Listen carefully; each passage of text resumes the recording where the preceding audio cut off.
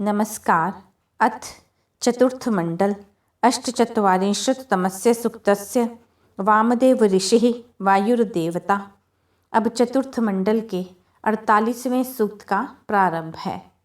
विहि होत्रा अवीता विपो न रायो अर्यः वायवा चंद्रेण रथेन याहि सुतस्य पीतये। हे वायु, हवियों को ग्रहण करने वाली, नाश से रहित क्रियाओं से व्याप्त होइए। आप शत्रुओं को कंपाने वाले वीर के समान स्तुति करने वाले हमारे धन ऐश्वर्य की वृद्धि करिए। आनंद देने वाले रथ के द्वारा निचोड़े गए सोम को पीने के लिए आइए।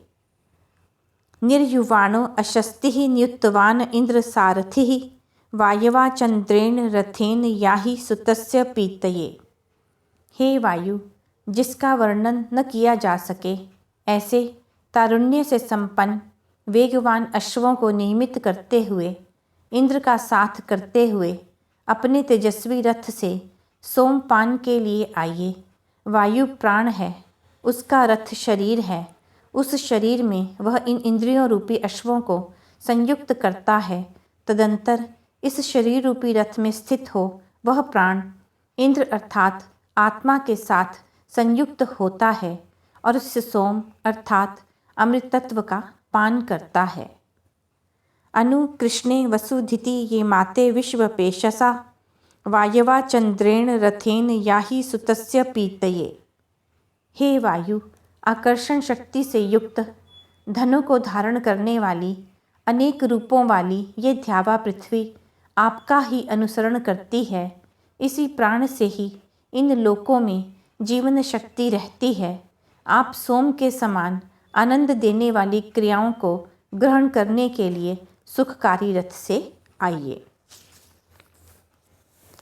वहन्तु त्वा मनो युजो युक्तासो नवतिर्नव वायवा चंद्रेण रथेन याहि सुतस्य पीतये।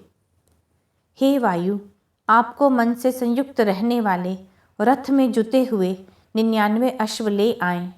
आप उत्तम संस्कार युक्त उत्पन्न किए गए सोम के समान सुख कल्याण करने वाली संपदा के लिए आनंदकारी रथ से आइए। इस प्राण की असंख्य शक्तियां हैं। 99 असंख्यता का प्रतीक है। ये असंख्य शक्तियां हमारे भीतर ही रहती हैं। जब ध्यान इन शक्तियों पर केंद्रित किया जाता है तो ये प्राण के द्वारा शरीर को प्रेरित करती हैं। वायो शतम हरिणाम युवस्व पोषयाणाम उत वाम ते सहस्त्रिणो रथ आ यातु पाजसा। हे वायुदेव, आप पोषण के योग्य बलशाली सैकड़ों अश्वों को अपने रथ में नियुक्त करिए और आपका सहस्त्रों अश्वों वाला रथ बल से हमें सब ओर से प्राप्त हो। प्राण अत्यंत शक्तिशाली, सबका पोषण करने वाला, सैकड़ों शक्तियों से संपन्न है, जिनकी साधना कर सहस्त्रों कल्याणकारी सुखकारी ऐश्वर्यों को सब ओर से प्राप्त किया जा सकता है। यह चतुर्थ मंडल में 48वां सूक्त समाप्त हुआ।